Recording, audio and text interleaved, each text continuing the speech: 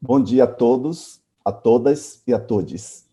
É com enorme satisfação que, em nome da atual diretoria da Ampox, faço a apresentação da professora e colega Ângela Lúcia Silva Figueiredo, nossa convidada de honra para dar uma das conferências da Ampox em 2020, no 44º Encontro Anual da entidade. Nesse ano, como sabemos todos, o encontro está sendo realizado totalmente online, por conta da pandemia que nos assola. Por isso, antes de tudo, rendo aqui minhas homenagens às mais de 170 mil vidas ceifadas pelo Covid e pela inépcia de alguns de nossos governantes em levar a pandemia a sério. Que essas mortes não tenham sido em vão e que elas possam nos sensibilizar à dor de milhares de pessoas, inclusive muitos de nós, que perderam seus entes queridos, e que isso possa ser uma esperança de que dias melhores nos aguardam como sociedade. Antes de fazer uma apresentação formal da professora Ângela, gostaria de explicar por que acho esse momento emblemático e por que sinto-me honrado em estar apresentando a professora e pesquisadora Ângela Figueiredo. Fomos contemporâneos no curso de Ciências Sociais da Faculdade de Filosofia e Ciências Humanas da UFBA, que todos tratam carinhosamente de São Lázaro, nos anos 1980. E, desde essa época, Ângela se destacava pela inovação temática de suas pesquisas. Em uma cidade em que a questão racial estava sendo ressignificada, como era Salvador daquele período, era natural que esse tema fosse elegido como campo de estudo de vários pesquisadores. Nesse sentido, os trabalhos pioneiros de Ângela sobre o corpo, o cabelo mais especificamente, nas identidades negras, marcaram época.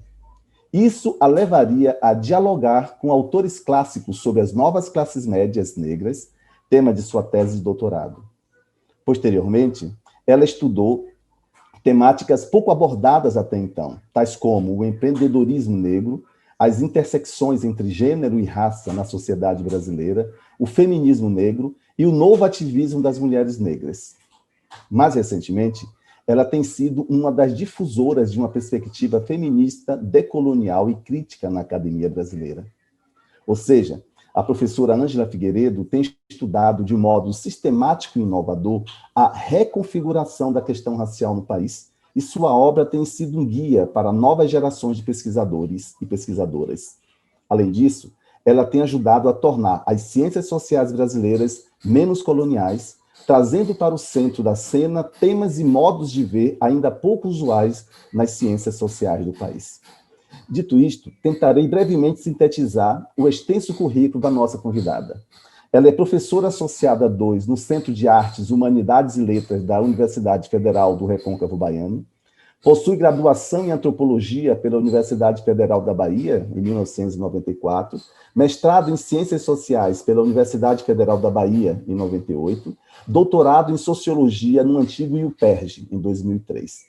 Realizou pós-doc em 2006 na Universidade de Virgínia, no Departamento de African American Studies, e em 2017 na Universidade de Berkeley, no Departamento de Ethnic Studies. Essa relação acadêmica e política com intelectuais afro-americanos e de outras minorias dos Estados Unidos tem rendido boas oportunidades de diálogos, e isso tem se refletido tanto no seu trabalho com a classe média negra, quanto nos estudos desenvolvidos sobre gênero, raça e classe, e sobre o feminismo negro. Ângela é coordenadora do coletivo Angela Davis, um grupo de pesquisa ativista na área de gênero, raça e subalternidade, e coordenadora da primeira Escola Internacional Feminista Negra Decolonial.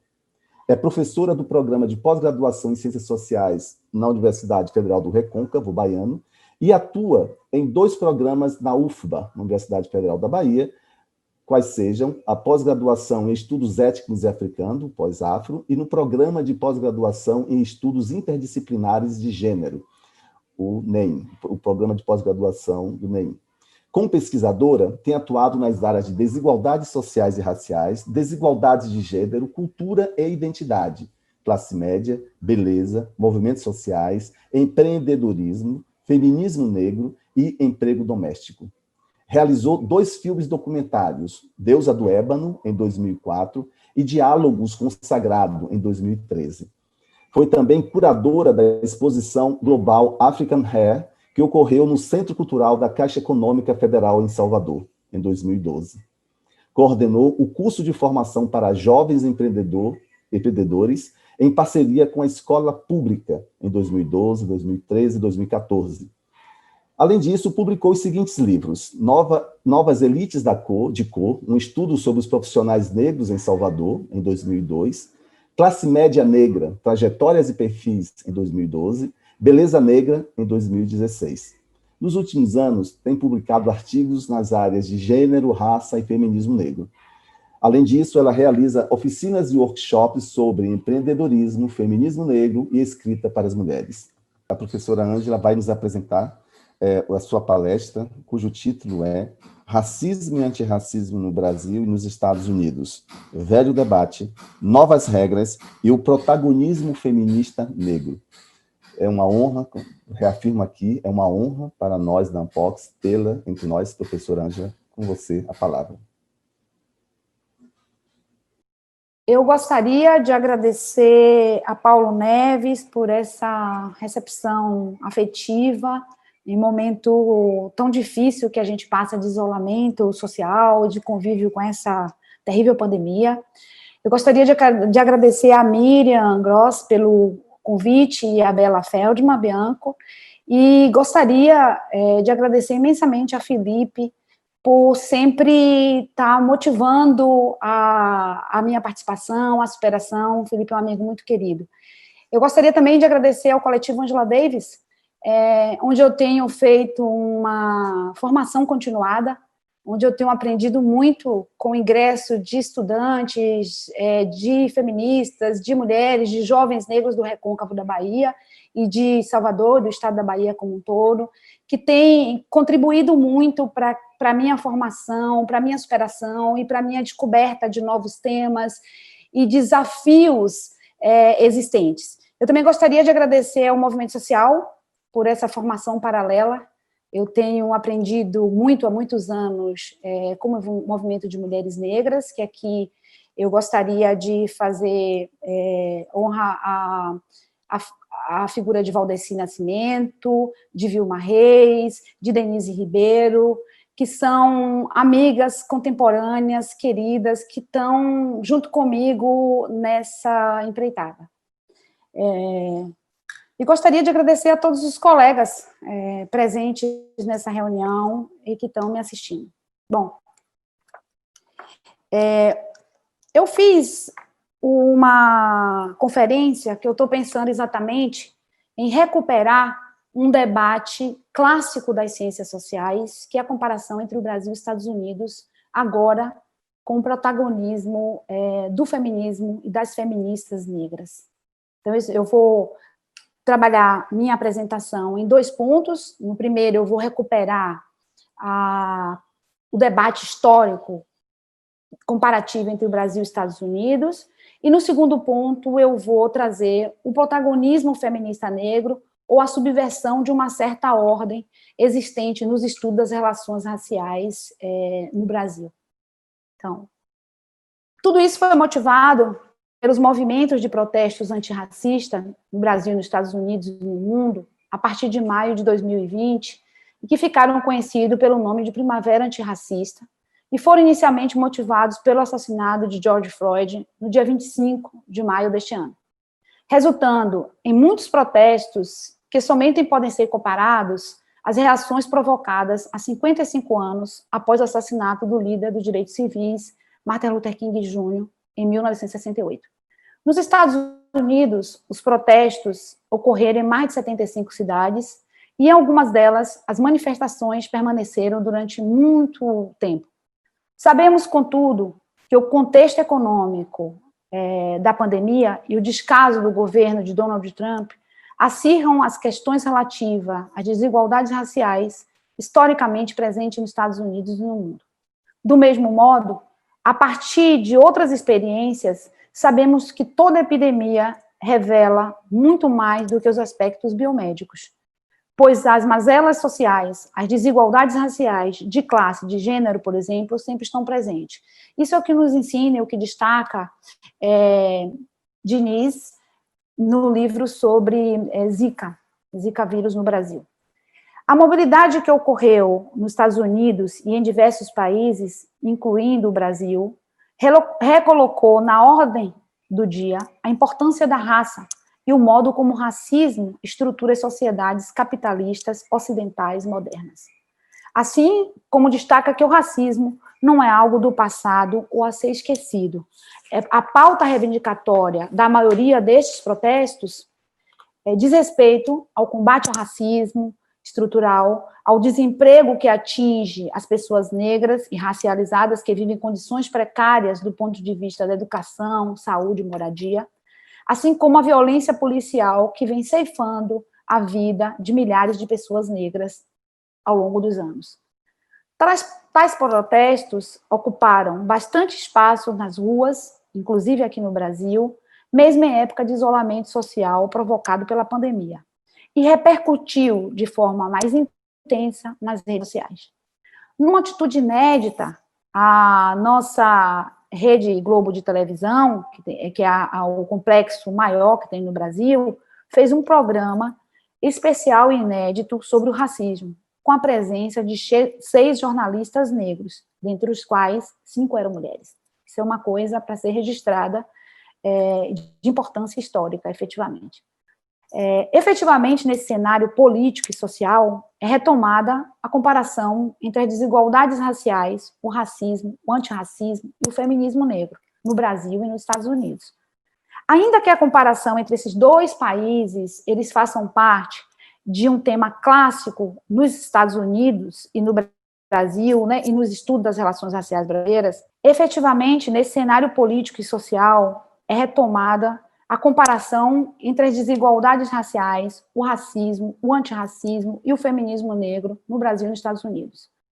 Ainda que a comparação entre os dois países seja um tema clássico dos estudos das relações raciais brasileiras, os pesquisadores, historicamente, compararam macrofenômenos, ideologias existentes nos dois países, em detrimento de análise empírica mais efetiva sobre o cotidiano, sobre o protagonismo, sobre o ativismo negro nos dois países. As dimensões históricas, políticas, ideológicas e raciais dos dois países, assim como a experiência negra no que se refere ao sistema classificatório da cor, as manifestações do racismo, do preconceito, da ideologia racial e a identidade negra têm sido um foco das análises. É bom lembrar que a questão da identidade sempre foi importante nos estudos brasileiros em comparação aos Estados Unidos, né? Sempre houve esse foco em pensar a identidade negra e naquele momento se perguntava se os negros brasileiros tinham identidade, como afirmavam a identidade. Essa comparação depende não só do período histórico em que foram realizadas as pesquisas, né? Essas conclusões das pesquisas, bem como da perspectiva adotada pelos diferentes pesquisadores, como assinalou Lívio Sonsoni em 2002. Inicialmente, para a maioria dos pesquisadores brasileiros, assim como para os norte-americanos, o racismo na sociedade brasileira era inexistente, por 2 importantes motivos. Primeiro, devido ao grande número de mestiços e a inexistência da segregação racial oficial na sociedade brasileira. A partir dos anos 70, os ativistas negros brasileiros e alguns pesquisadores americanos e afro-americanos oferecem outra perspectiva. Para eles, o racismo no Brasil é pior do que o existente nos Estados Unidos, já que aqui as desigualdades raciais caminhavam lado a lado com o discurso da democracia racial e da mestiçagem, o que dificultava, sobremaneira, que os negros mestiços brasileiros tivessem consciência da sua condição racial e, consequentemente, assumissem a sua identidade negra. Aqui é importante lembrar o trabalho de Michael Ranchard, por exemplo, quando, trabalhando da perspectiva de hegemonia, ele trabalha a hegemonia racial que os negros brasileiros estão submetidos e, de certa forma, considera que nós jamais assumiríamos a nossa identidade em função de estarmos subjugados à hegemonia dominante branca e da mestiçagem. Como procurarei mostrar mais adiante, para a geração mais jovem, e aí eu acho que isso é muito importante pensar, a comparação entre os dois países é retomada e tem assumido uma importância fundamental no ativismo político deles. E para a compreensão dessas desigualdades que estruturam as duas sociedades, principalmente nesse contexto de uso crescente das redes sociais. Então, as redes sociais possibilitam um outro tipo de interlocução, de diálogo entre os dois países não antes vistos.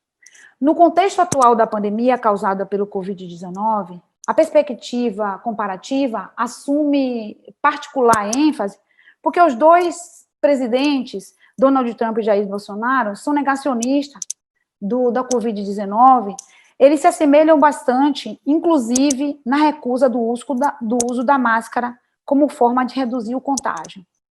Do mesmo modo, verificamos a ênfase nos aspectos econômicos, então, um pouco de combate ao próprio isolamento, porque eles focam nos aspectos econômicos em detrimento de ações de controle à pandemia. Então, o que eu quero dizer é como essa comparação, ela vai, inclusive, existir hoje a partir da perspectiva dos dois líderes, que são os dois presidentes. Mas, voltando aos aspectos relacionados à comparação histórica entre os dois países, é importante destacar aqui alguns aspectos. Um deles é a importância atribuída nesses estudos sobre a mobilidade social dos negros, né? Como o Paulo falou, a minha tese de doutorado, e eu venho me debruçando há alguns anos sobre a experiência da classe média negra brasileira numa perspectiva comparativa com a classe média negra estadunidense. Então, essa análise e o lugar que o mestiço ocupa nas análises, ele é visto como, e a mobilidade dos mestiços é vista como exemplo contundente da ausência de preconceito racial. Eu estou falando de um período histórico dos anos 60, 50, até os anos 70, mais ou menos. Então, como a mobilidade social, ou a mobilidade vertical, como definia Florestan Fernandes, ela era interpretada como um símbolo, um sinal da ausência de preconceito. De modo contrário, embora as primeiras interpretações sobre a mobilidade dos negros nos Estados Unidos tenham começado bem antes das cotas, né, e apontam também para existência de mestiços que foram beneficiados pela educação dos pais, aqui é importante destacar que, embora os autores estejam falando de mestiços, a categoria mestiça é subsumida na categoria negro, né? Porque a gente vai discutir um pouco mais sobre o significado e como se elabora a raça nos Estados Unidos. Então, a mobilidade social sempre existiu nesse sentido, inclusive como resultado de uma sociedade em que existia a segregação e a recusa explícita de pessoas brancas a oferecerem serviços bancários, serviços funerários, serviços inclusive de cabeleireiros. Então, essa recusa que é dada pela segregação favoreceu a emergência de um empreendedorismo e de um capitalismo, não vou falar de capitalismo negro, porque a gente não, nos Estados Unidos não conseguiu ter um capitalismo autônomo, mas de um empreendedorismo e de uma classe média negra que emergiu exatamente da segregação. Não estou dizendo com isso que a segregação é boa, estou dizendo que fatores históricos e a segregação como um fator determinante da estrutura social dos Estados Unidos, racial e social dos Estados Unidos, impossibilitou, inibiu que pessoas negras que tivessem um negócio ou quisessem acessar o serviço de pessoas brancas fossem tratadas. Então, o que eu quero chamar a atenção é que o mesmo fenômeno, a mobilidade social, é interpretado pelas duas sociedades de forma completamente diferente. Aqui foi interpretada como ausência de preconceito, então dizia, veja que o preconceito aqui é de classe, não é racial, e nos Estados Unidos, a mobilidade social nunca abalou as estruturas que definiam os Estados Unidos como uma sociedade racista. Então, além disso, dessa perspectiva, digamos, comparativa, a educação sempre foi vista como um fator determinante na mobilidade social negra aqui e nos Estados Unidos, né? Como a educação ela tem uma importância histórica, mesmo os trabalhos de Tales de Azevedo já demonstram que um dos canais de mobilidade para as pessoas negras era a educação, aqui e lá, A educação aqui joga um papel determinante porque a democratização da educação no Brasil, ela vem na Constituição de 88. Então, é muito recente a nossa democratização, a educação, assim como os concursos públicos, eles passam a ser importantes como acesso e mecanismo ao mercado de trabalho a partir da Constituição. Então, antes disso, todo o processo de mobilidade social, ele era descrito na inter-relação com pessoas brancas. Então, ou era o casamento interracial, ou era o apadrinhamento social, o apadrinhamento por famílias brancas, ou era aquilo que se chama de embranquecimento social, que nada mais era do que a adoção de valores éticos e morais da comunidade branca, né, ou da população branca. Então, essa perspectiva ela é interessante para pensar que fenômenos similares têm interpretações distintas. Não só porque há uma experiência histórica distinta e os contextos são distintos, mas também porque o contexto brasileiro, sempre comparado com os Estados Unidos, levava os pesquisadores a um olhar diferenciado, no sentido de que, por exemplo, e eu vou explorar mais adiante, o Brasil não se falava de discriminação racial nos anos 40, 50, 60, falava de preconceito. Então, isso significa colocar o preconceito é uma ação individual, então são os indivíduos que são preconceituosos, mas naquele momento não se observava como a estrutura reproduzia o racismo. E como o mecanismo de oportunidades, tanto de acesso à educação, como na conversão da educação em postos de trabalho, estava relacionado a uma estrutura racista. Então, por isso que o emprego público é tão importante, porque o emprego público, pelo menos o acesso, ele é dado a partir de mecanismos supostamente imune, entre aspas, ao preconceito, porque nos concursos não tem a cor. Aí restaria pesquisas que tentassem buscar, digamos assim, quais são os critérios, como dizia Carlos Azenbaum, né? É preciso ter pesquisas que pensem, reflitam sobre os mecanismos de mobilidade, uma vez que que as pessoas já estão no serviço público. Por outro lado, é importante destacar a importância do emprego público para a classe média brasileira. Então, cada vez que a gente tem um processo neoliberal em curso, com o fechamento das estatais, mais a gente fecha postos de trabalho que são acessados pela população negra como um mecanismo importante de acesso, mas também de mobilidade social. A estrutura social brasileira, como é descrita, assemelha-se a uma pirâmide social, na qual a maioria dos brancos ocupa o topo, a maioria dos mestiços ocupa as posições intermediárias, e os pretos ocupam a base. Então, eu estou chamando mestiço, os pardos, e os pretos e indígenas, a base. Muitos pesquisadores tentaram explicar a posição intermediária dos mulatos do ponto de vista da estratificação racial, ou mulato como válvula de escape, como é o famoso livro de Carl Degler, escrito em 1971. Então, mesmo que os mulatos eles tenham sido descritos como um grupo, as análises historicamente foram realizadas centradas no indivíduo ou sobre um pequeno grupo de mulatos que tinham vivenciado a experiência da mobilidade. Os argumentos, de um modo geral, para explicar a pouca presença de pretos, mestiços e mulatos em posições elevadas da estratificação social, era de que isso simplesmente refletia a desvantagem do passado, pobreza e ausência de educação, que resultava, inevitavelmente, do período escravista. Quer dizer, o que eu estou tentando demonstrar é como a estrutura social brasileira e as teorias que pensavam a posição intermediária do mulato, pensavam que a categoria mulato estava efetivamente entre pretos e brancos. Estou utilizando as categorias do IBGE. Mas, de fato, o que ocorre é que os pardos, que são os mulatos ou mestiços, sempre teve, do ponto de vista dos dados objetivos, renda, escolaridade, local de moradia, educação, sempre muito mais perto dos pretos do que dos brancos. Então, de fato, estão no meio, mas um meio muito mais para baixo. Então, essa análise do lugar do mulato também é importante, porque a teoria racial brasileira pensou a figura do mulato, digo, do homem mestiço, negro mestiço. que é uma contribuição importante de Marisa Corrêa, quando ela vai dizer os mulatos foram associados ao progresso, ao desenvolvimento, enquanto as mulatas foram associadas à reprodução.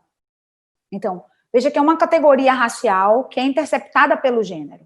Os mulatos associados ao progresso, ao desenvolvimento, ao trabalho, e as mulatas associadas à sexualidade e à reprodução. Donald Pisso, e aí eu estou falando de um contexto clássico desses estudos, né? Itália de Azevedo, Donald Pisso, no livro publicado em 71, Itália de Azevedo, no livro publicado em 55, que são as elites de cor, ao identificar a presença de poucos negros nas camadas sociais elevadas, consideraram que a mobilidade vertical na sociedade brasileira processava-se por livre competição, sem que fosse enfatizado o critério cor, concluindo que não existiam as barreiras intransponíveis baseadas na cor. Itália de Azevedo, como é conhecido, e eu mesma recupero um pouco do diálogo com Itália de Azevedo no meu mestrado, não é à toa que minha dissertação de mestrado chama Novas Elites de Cor, recuperando um pouco desse diálogo com Itália de Azevedo, e também é importante aqui destacar que o conceito não era de classe, não era classe média, era elites. Então, qual é o significado de ser membro de uma elite de um grupo racializado? Certamente não é a mesma elite de um grupo hegemônico. Então, Tales de Azevedo realizou um estudo junto às pessoas de cor que ocupavam melhores posições na estratificação social e enfoca, como eu disse anteriormente, 3 mecanismos clássicos de ascensão, que ele chama canais de ascensão social. As relações interraciais, a política, as profissões burocráticas, as corporações militares. Então, ele vai trabalhar em canais que ele dizia, além daqueles que eu mencionei da relação com brancos, com as pessoas brancas, que eram identificadas como um espaço de mobilidade negra. Então, como é sabido da maioria de vocês, Florestan Fernandes tem uma contribuição diferenciada com relação a isso, não só porque Florestan Fernandes tem um diálogo mais intenso, digamos, com os movimentos sociais negros da época, mas também porque ele é o primeiro autor a falar da existência do racismo na sociedade brasileira. Então, isso é uma contribuição importante, embora ele considerasse que o racismo era um processo de continuidade, digamos assim, da escravidão, e que o capitalismo e as regras capitalistas e a exploração capitalista não estaria muito ligada à raça. O capitalismo é baseado na exploração, então a exploração do trabalhador independe da raça. É uma coisa que a gente tem visto que não é bem assim hoje, né? O capitalismo se instituiu como um capitalismo racial globalizado, então a raça continua tendo importância. Embora no Brasil tenha alguns, esses espaços, né, como eu já destaquei, o emprego público, como um lugar importante da mobilidade social. Eu tenho buscado demonstrar, na relação entre os dois países, e aqui eu destaquei muito pouco dos Estados Unidos, mas como a classe média estadunidense, ela emerge da segregação, e depois ela continua, digamos assim, a partir das ações afirmativas. Quando eu estive nos Estados Unidos, a primeira vez que eu fiz o pós-doc em 2006, depois eu volto em 2016, era muito interessante porque era um processo que iniciava a finalização das ações afirmativas em muitas universidades. E muitas pessoas negras que foram beneficiadas pelas ações afirmativas tinham, de certa forma, um certo receio ou constrangimento, porque as ações afirmativas, embora visem beneficiar grupos que foram historicamente racializados, ela beneficia diretamente sujeitos. Então, havia certa rejeição, que é uma coisa interessante pensar no Brasil. Porque no Brasil, as ações afirmativas têm gerado orgulho. Pelo menos essa tem sido a minha experiência. As pessoas falam, eu sou a primeira geração a entrar na universidade. Eu sou filho de pedreiro, de costureiro, de trabalhadora doméstica, então isso tem sido fonte de orgulho. Isso é interessante também pensar os contextos históricos, quer dizer, onde uma ação afirmativa pode criar constrangimento, não estou dizendo que para todas as pessoas, mas em outro, que ações afirmativas geram uma fonte de orgulho, no sentido de dizer, eu sou a primeira pessoa da minha família a entrar na universidade, e esse espaço eu quero ser conquistado, né?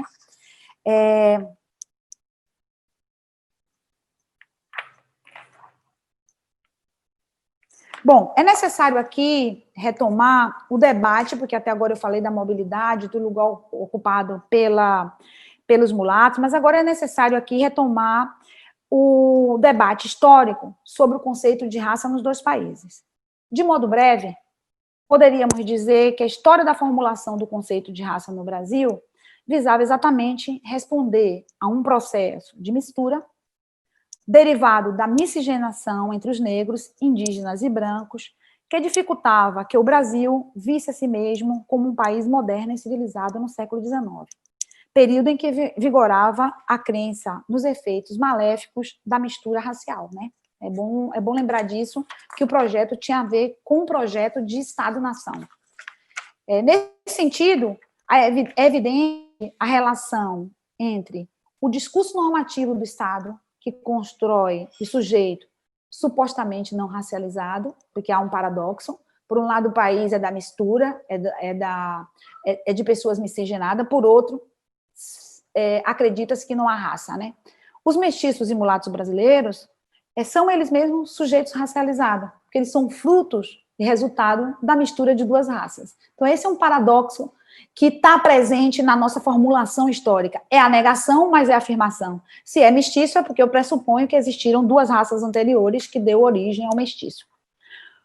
Entretanto, como destacado por Wagley em 1952, Guimarães, em vários trabalhos de Guimarães, eu estou citando aqui 2005, Antônio Sérgio Guimarães, o conceito de raça no Brasil há muito foi acrescido do termo social, para destacar a sua dimensão discursiva, sua construção social em oposição aos Estados Unidos, em que a raça foi historicamente construída em relação à origem e ancestralidade. Então, a gente sabe que nos Estados Unidos, uma gota de sangue torna uma pessoa negra independente do fenótipo. Há alguns anos, no caso brasileiro, os autores destacavam a relevância atribuída à escala classificatória da cor. Isso também é interessante, porque a escala classificatória da cor está diretamente relacionada a fenótipos, né? E hoje a gente vê como há, de certa forma, uma recuperação desse discurso a partir da noção de colorismo, como eu vou buscar explorar mais adiante, né?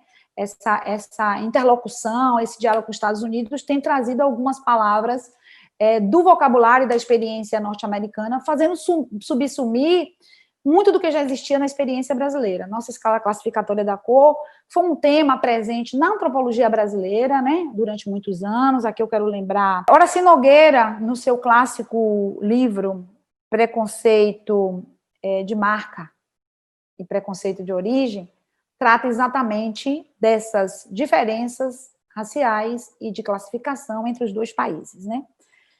A gente sabe da contribuição fundamental do trabalho de Carlos Rasenbaum. Carlos Rasenbaum foi meu orientador, onde eu digo isso com muito orgulho. Nos anos 70, quando ele faz uma junção, digamos assim, da categoria pretos e pardos, e ele denomina de não branco. Então, Carlos Rasenbaum não estava atribuindo identidade, ele estava pensando como as categorias raciais ou de cor no censo demográfico traziam essa perspectiva. Essa literatura, de um modo geral, concordava com a existência das desigualdades raciais, mas era quase impossível constatar o racismo existente na nossa sociedade. Então, por um lado, havia a desigualdade, como disse Florestan Fernandes, né? O brasileiro tem preconceito de ter preconceito. Então, há preconceito, mas era difícil identificar, porque eu acho que a grande movimento que fizemos nos últimos anos, a partir dos anos 70, com a fundação do Movimento Negro Unificado, foi conseguir hoje falar de racismo estrutural. E falar de racismo estrutural é um ganho, porque desloca da ideia do indivíduo, né? Se o indivíduo gosta ou não de mim, porque sou negra, se o indivíduo quer ou não que eu fique perto, vai pensar nas estruturas que se encarregam e se incumbem de reproduzir esse lugar da desigualdade. Então, esse é um movimento muito importante.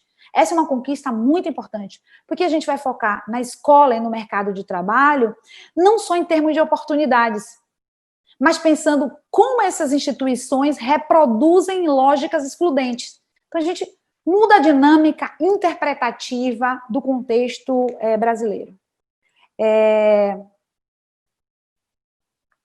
Bom, no que se refere às identidades, e a gente vê hoje, por exemplo, se o movimento negro no passado juntou as categorias negros e pardos, como eu destaquei anteriormente, numa associação do trabalho de Carlos Razenbaugh e Lélia Gonzalez publicam Lugar de Negro. E Lugar de Negro é um livro que demonstra, por um lado, as diferentes abordagens. A primeira parte de Carlos é mais sociológica, a de Lélia é um sociológico militante, mas eles dialogam e demonstram estratégias, estão escrevendo juntos um livro. E também mostra familiaridade, acompanhamento e a presença de Razenbaugh nesse contexto do ativismo. Então, isso é interessante porque revela já, né, vários aspectos, eu retomo a partir disso, vários aspectos que eu já tratei aqui, ao mesmo tempo que eu vou colocando agora a emergência, ou a insurgência, ou a contribuição dos movimentos negros. E é disso que eu quero falar agora. Então, assim, até agora, efetivamente, eu tratei de uma abordagem mais clássica, analítica e uma revisão histórica do debate Brasil-Estados Unidos, feito prioritariamente ou exclusivamente por homens, todos os autores são sexo masculino, brancos, independente da nacionalidade. Então, a partir de agora, eu gostaria de inserir o que eu chamei de subvertendo a regra, a perspectiva feminista negra na comparação entre os dois países. É claro que isso só é possível pensar a partir de conquistas efetivas, né? Conquistas que foram dadas, como eu destaquei anteriormente, por ações do movimento negro, em propor não só a junção da categoria pretos e pardos e chamar de negro, então uma proposição afirmativa, como eu disse anteriormente, Carlos Razenbaugh juntou as duas categorias em suas análises, mas ele definiu como não branco, para pensar a polaridade branco-não branco, mas como todo processo identitário é um processo de afirmação. Ninguém é não alguma coisa, ninguém é não homem, nós somos mulheres. Então, o processo identitário e essa tomada de atitude pelo movimento negro foi meio que dizer, nós não somos não alguma coisa. Nós somos alguma coisa, e nesse nós somos alguma coisa, nós somos negros. Então, todo esse processo dessa assunção da identidade negra e desse reclamo, digamos assim, para a gente declarar sua cor, várias propagandas, trouxeram o protagonismo negro em cena, que já os movimentos negros mistos, eles já tinham uma participação significativa de mulheres. Mas esses movimentos eram mistos, porque naquele momento, final dos anos 70, início da redemocratização, nos anos 80, o importante era a luta contra a desigualdade, a luta contra uma narrativa que focava na democracia racial. Então, todos os esforços foram feitos nesse sentido. Então, assim, é muito comum que as pessoas, como eu, como o Paulo, como tantas outras pessoas, se tornaram primeiro negros e depois assumiram sua identidade de gênero, no caso de nós mulheres, né? Então, porque o processo era de fazer ruir o mito da democracia racial.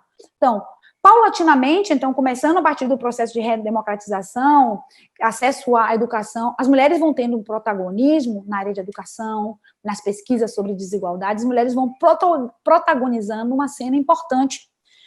E nesse protagonismo de mulheres negras vai sendo efetivado uma busca, digamos assim, por acesso à educação, e aí homens e mulheres negras lutaram pelas ações afirmativas, mas eu escrevi um texto chamado Para Além das Cotas, onde eu destaco prioritariamente o papel das mulheres negras, porque eu acho que em muitos contextos, quando se fala do ativismo negro, na cabeça vem as figuras masculinas, né?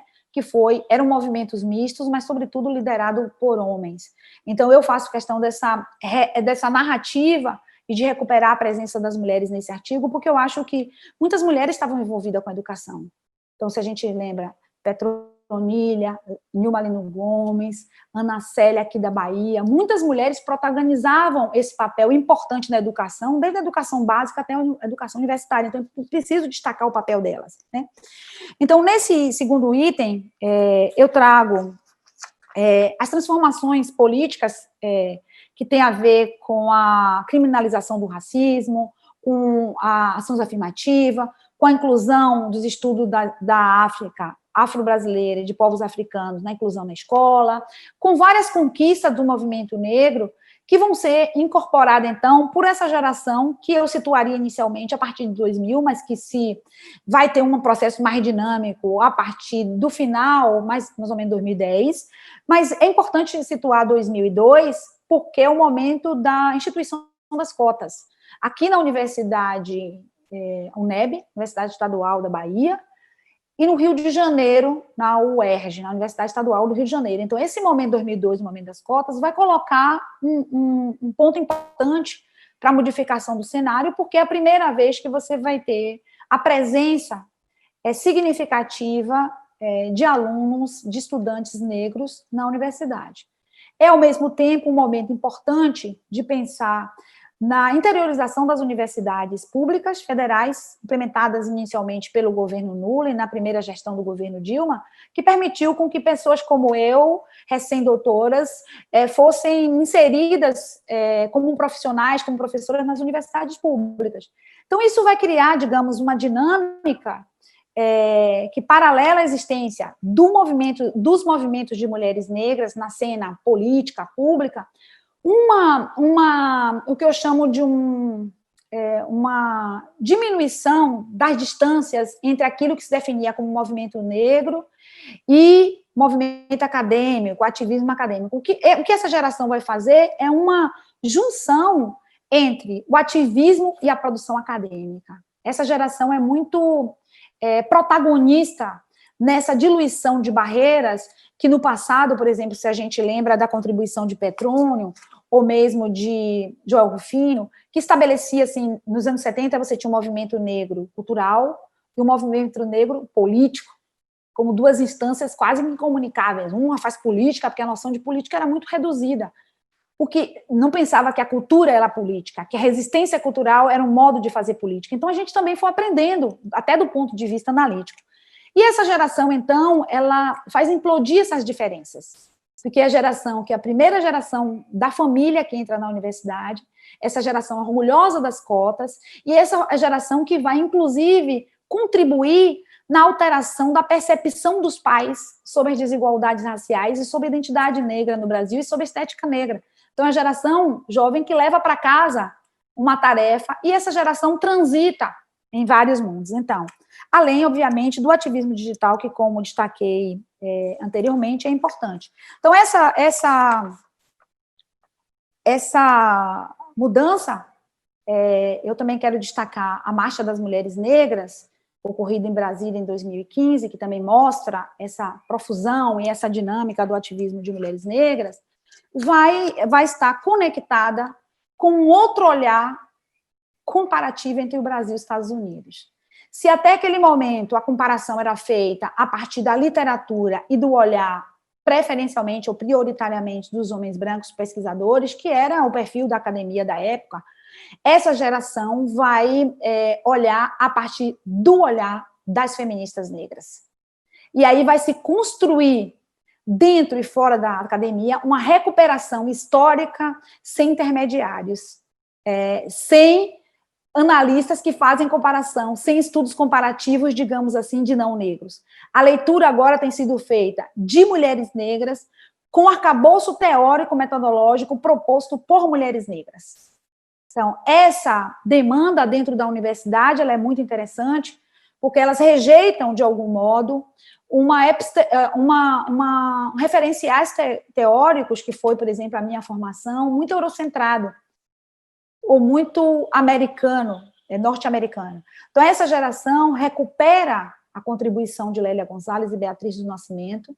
Então, na própria recuperação, há uma eleição de protagonistas que são mulheres. É claro que essa geração não esquece de Abdias Nascimento, não é à toa que a palavra genocídio, a recuperação do genocídio do Estado está presente nessa análise, mas essa geração recupera, sobretudo, um aspecto teórico, metodológico do feminismo negro.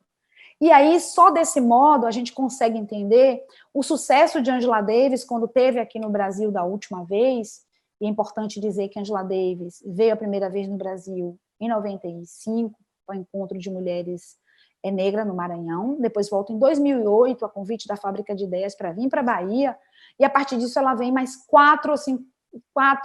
5 vezes exatamente para o Brasil, 4 vezes para a Bahia, 1 vez para Goiânia, para o encontro de mulheres, e a última vez foi 2019, antes da pandemia, para São Paulo.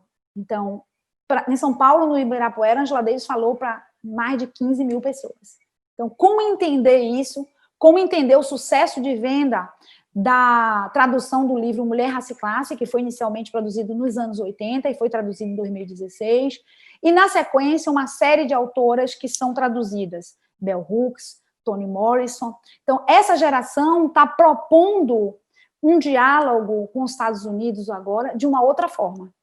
Então, e não só os termos, os conceitos de uma perspectiva feminista, nesse sentido de um protagonismo feminino, e aí olha para elementos importantes, né? Eu acho que é importante pensar da contribuição de Angela Davis no livro Mulher, Raça e Classe, para pensar, e os elementos que ela oferece, para, inclusive, uma compreensão mais crítica sobre a categoria mulher, né? Quando ela diz que as mulheres negras, durante o período escravista, eram, sobretudo, escravas e trabalhadoras. Então, não tem uma ideia de que alguns aspectos que são atribuídos à fragilidade feminina ou à própria maternidade como uma espécie de... que as mulheres são protegidas nesse período. Elas dizem que as mulheres negras eram, sobretudo, procriadoras, eram vistas como animais, nesse sentido, procriavam. Elas iam para a lavoura carregando seus filhos, e ela cita um exemplo de que uma mulher negra escrava, quando foi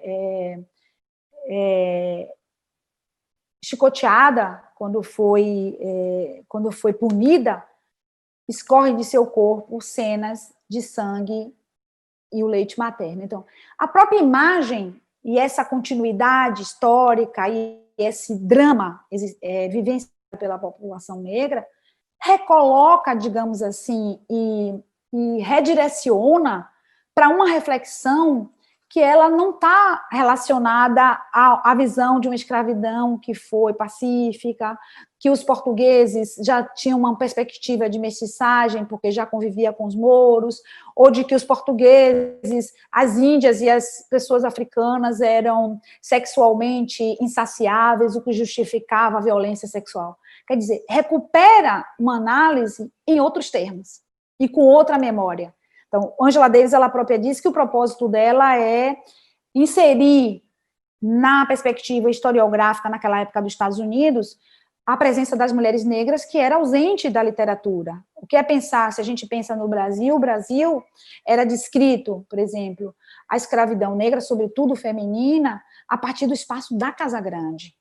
Todas as imagens que a gente tem, e aí a contribuição de Rita Segatto é fundamental para pensar aquelas imagens das mulheres, as amas de leite, segurando as crianças brancas, que uma análise mais conservadora aponta para a inexistência do racismo, né, dizendo, olha como as mulheres escravizadas andavam bem vestidas, tinham joias.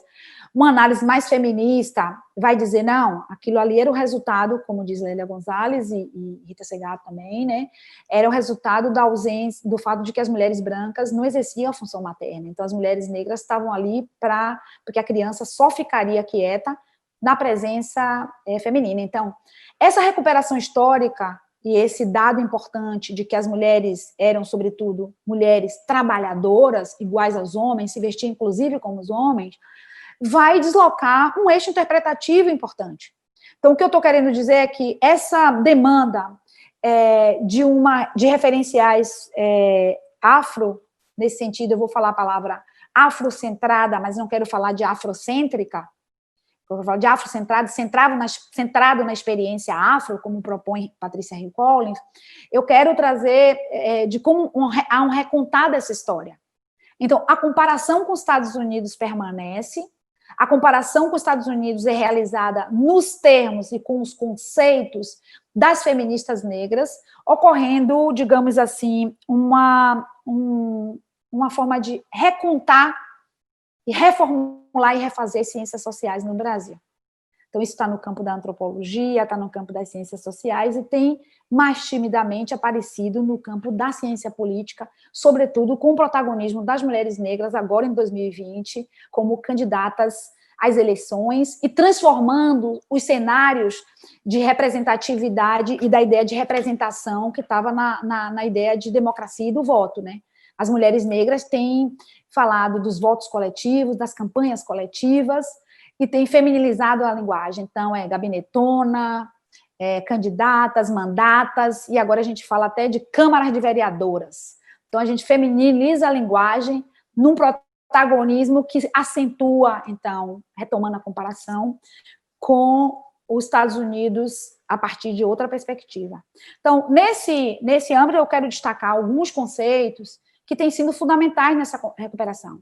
Então, há efetivamente uma busca e uma recuperação da contribuição feminista, de um modo geral, sobre o sujeito na produção do conhecimento. Quem é esse sujeito? Né? Uma reivindicação desse sujeito produtor do conhecimento, então há uma recuperação feminista. Essa recuperação, na verdade, ela é feita muito menos em função das autoras feministas, mas é feita muito mais a partir de uma interpretação das mulheres negras sobre isso. Então, esse é uma perspectiva, por exemplo, que vai destacar essa posicionalidade como lugar de fala, que se popularizou entre os estudantes e muitos de nós brasileiros a partir disso, né? É recuperar a contribuição de Gayatri Spivak, em Pode Subalterno Falar, com Lélia Gonzalez, o lixo vai falar. Então, há um deslocamento e uma escolha dos autores com que eu dialogo, porque, efetivamente, o conhecimento é cumulativo. E há algumas coincidências históricas, por exemplo, que Lélia Gonzalez estava pensando de uma maneira muito próxima àquela de Angela Davis, quando escreve Mulher, Raça e Classe. Angela Davis publica em 81, Lélia Gonzalez em 88. Então, assim, há uma confluência da experiência e da busca de categoria para expressar a experiência das mulheres negras.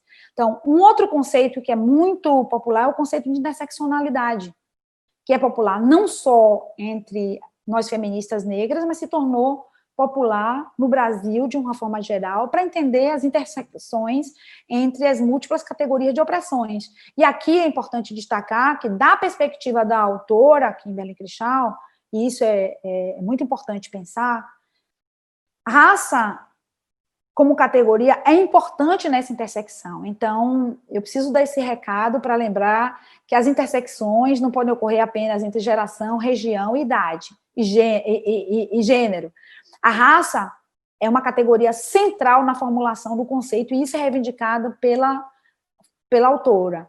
Muito embora saibamos que o conceito de interseccionalidade é fruto de uma história muito mais longa, né? O que Angela Davis diz. A minha preocupação com o sucesso do conceito de interseccionalidade é que ele pode apagar a contribuição de muitas mulheres negras que tentaram e que falaram dessa intersecção entre diferentes opressões, mas que não formularam o conceito como interseccionalidade.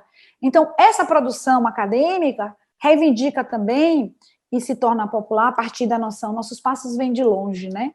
Da recuperação em processos históricos, que um autor ou uma autora tem êxito, mas que essa construção histórica foi mais além. Ela é muito mais ampla, ela é muito mais antiga do que tudo isso. E, nesse sentido, essa busca da utilização de conceitos referenciais e essa perspectiva comparativa feita por mulheres negras, que recupera, então, a contribuição intelectual das mulheres negras, ela vai muito mais adiante. Por exemplo, há uma reivindicação desde que o discurso da Sojourner Truth foi traduzido e publicado, o discurso é do século XIX, mas que se instaura até como algo anterior à contribuição de Simone de Beauvoir. Então, as pessoas dizem, no discurso, Sojourner Truth diz, por um acaso eu não sou uma mulher, porque ela não é beneficiada pelaquilo que é descrito que as mulheres se beneficiam. Então, essa popularidade de um discurso do século XIX. É muito interessante isso. E é claro que isso é possível num contexto onde você tem o ativismo e as mídias sociais que circulam com a velocidade muito importante que beneficia, sobretudo, a população mais jovem. Então, esse conjunto de traduções e essa busca de diálogo nos termos e entre feministas negras, brasileiras e afro-americanas, ela vem de um processo histórico anterior, né? Luísa Bairros Luísa Bairros, que é uma contribuição importante no movimento de mulheres, já tinha uma contribuição tanto do ponto de vista da tradução do artigo de Patrícia Hill Collins sobre o pensamento feminista negro. Então, antes mesmo que as editoras se interessassem, já havia uma circulação entre nós de textos traduzidos de forma informal, traduzido com o Google Tradutor, traduzido por um coletivo de mulheres portuguesas. A gente encontrava formas de acessar esse conhecimento, porque havia, de certa forma, também uma ausência dessas reflexões em livros para a gente comprar. Volto a dizer, o sucesso da venda tem a ver com uma demanda aí que estava reprimida, que as editoras descobriram. Então, uma busca desse conhecimento autorreferenciado. Então, como eu disse anteriormente, o conceito de interseccionalidade é um conceito bastante popular, mas também, de Patrícia Hill Collins, tem alguns conceitos que têm se destacado, né?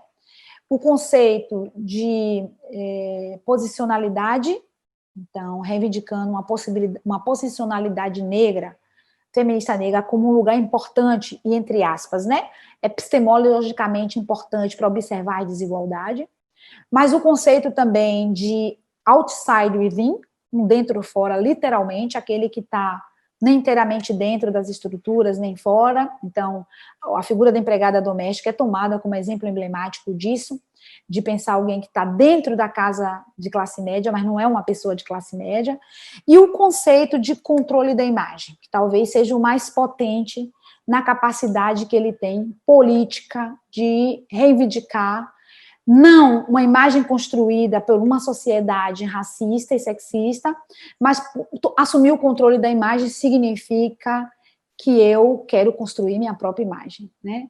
Eu quero, como disseram algumas das candidatas, não haverá nada sobre nós sem nós.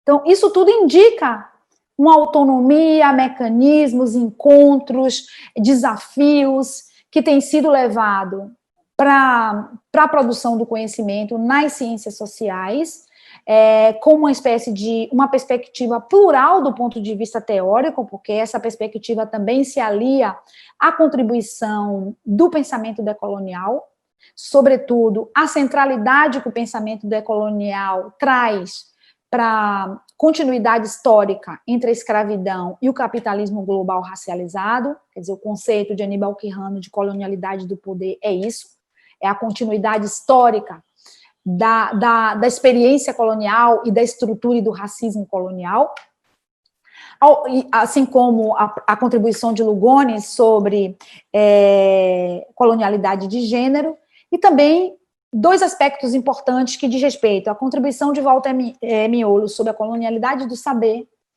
e a contribuição de Maldonado Torres sobre a colonialidade do ser, que é um diálogo direto com Frantz Fanon, que também é recuperado nessa literatura.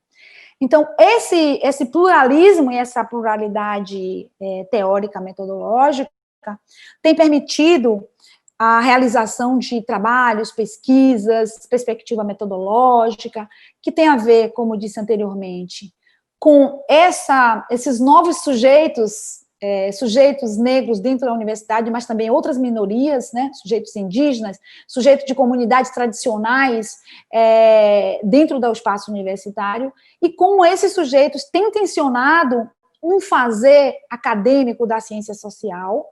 Então, está propondo e pressionando os programas de pós-graduação para que tenham mais debates sobre desigualdades, para que tenham mais disciplinas sobre a desigualdade de gênero, desigualdades raciais, feminismo negro. Então, há uma pressão realizada que as pessoas não tinham pensado em termos de implementação das cotas, né? Que diz respeito à produção do conhecimento.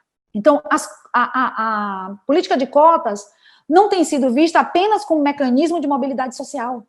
A política de cotas tem favorecido e contribuído para uma reflexão muito mais acurada do ponto de vista da produção do conhecimento e dessas perspectivas comparativas. Notadamente, eu estou nessa conferência falando da comparação entre Brasil e Estados Unidos, né? Então, tem tomado esse um lugar importante para pensarmos. Então, a questão, eu acho fundamental, dessa busca de novas epistemologias, novos referenciais teóricos, metodológicos, e um compromisso com a transformação, um compromisso com a construção de uma sociedade em que caibam todas e todos, né? Então, uma ciência social, nesse sentido, sensível, comprometida, sensível. Eu quero dizer sensível e comprometida para que a gente não caia naquele erro de achar que qualquer perspectiva mais comprometida é menos complexa do ponto de vista da análise, né? Então, eu quero falar uma ciência social sensível, comprometida e sofisticada teórica e metodologicamente.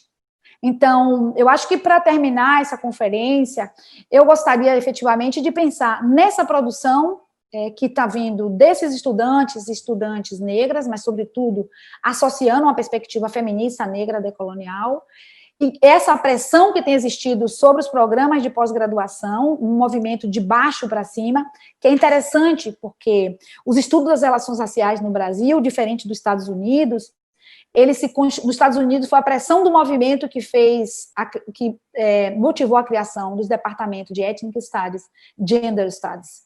No Brasil, a gente teve um movimento contrário, que era o Estado-nação pensando sobre si mesmo e a importância da raça nisso tudo. Então, um movimento de cima para baixo, enquanto os Estados Unidos era de baixo para cima. Agora, a partir da implementação das cotas, a gente está tendo e retomando um movimento de baixo para cima. Então, essa pressão dos estudantes sobre novos referenciais teóricos, metodológicos, sobre novas perspectivas epistemológicas, e essa pressão exercida pelos programas, é claro que esses estudantes colocam, eles e elas colocam um desafio para as ciências sociais brasileiras, que é de pensar não até que ponto as ciências sociais estão preparadas, mas como as ciências sociais estão preparadas para receber essas novas perspectivas e essas novas contribuições. Eu fico por aqui. Muito obrigada. Eu gostaria, de nome da Ampox, agradecer imensamente a professora Ângela Figueiredo por essa incrível aula que ela nos deu, essa conferência que faz uma história teórica do campo de estudo sobre questões raciais, de algumas décadas atrás até esse momento, e, sobretudo, nos traz inúmeras chaves de compreensão para o momento atual. Nós saímos desse momento aqui muito iluminados com essas reflexões e com as várias provocações que a conferência da Ângela nos traz. Eu queria agradecer muito a Ângela e também aproveitar para convidar todas e todos e todas que estão aqui assistindo para hoje de noite nós vamos ter a grande oportunidade aqui na Ampox de assistirmos a peça de teatro Pele Negra, Máscaras Brancas, montada por um grupo de teatro da Universidade da Bahia, a partir desse texto do Frantz Fanon, que também está sendo lançado, nesse momento, a segunda edição, com nova tradução pela editora Ubu, que está também junto com a gente. Mais uma vez, Ângela, foi um prazer, uma honra, um privilégio te escutar. Muito obrigado.